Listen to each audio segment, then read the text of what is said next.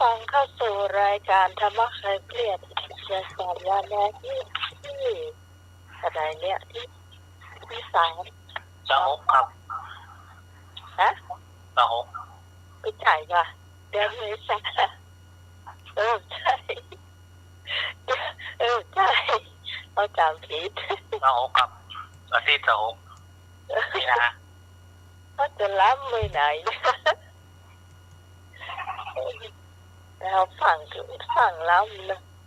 ยังมาถึงเดือนเมษาเตื้อวันนี้เดือนมีนาอยู่เนาะจากวันนี้คุณผู้ฟังก็ได้มา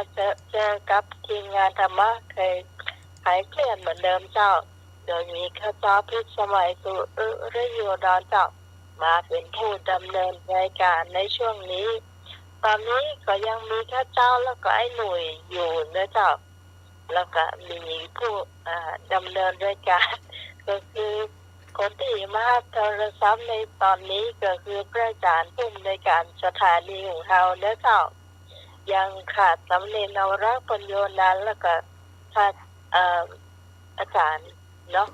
อาจารย์สมัครยังมาถึงเตื้อกำเดียวให้จะฮักเงินเดือนเจ้า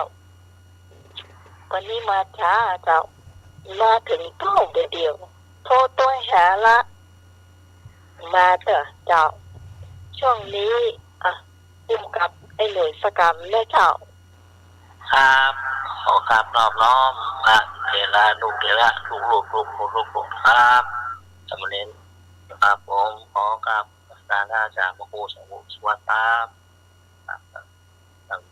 สวัสดีพี่วิสมัยนะครับผมเจ้าไปธรรมะคลายเครียดทุกท่านทุกคนนะครับผมวันนี้มันเป็นวันติดที่26เดือนมีนานะครับที่น้องใหม่เพิ่นลืมตื่นดวง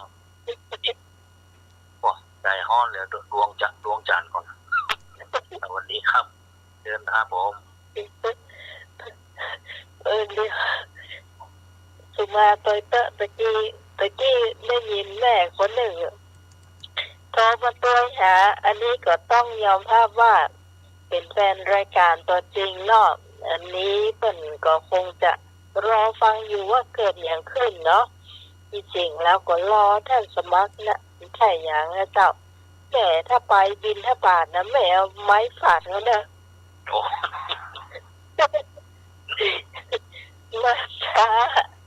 อันนี้คงลักฟังเขาอยู่ป่านนี้นะเพื่อเตอะเจ้าช่วงนี้เราจะมาเข้าสู่ช่วงทายปัญหาเพลงกันนะเจ้าคุณผู้ฟังที่ทายได้ก็โทรเข้ามานะเจ้า053-226-4083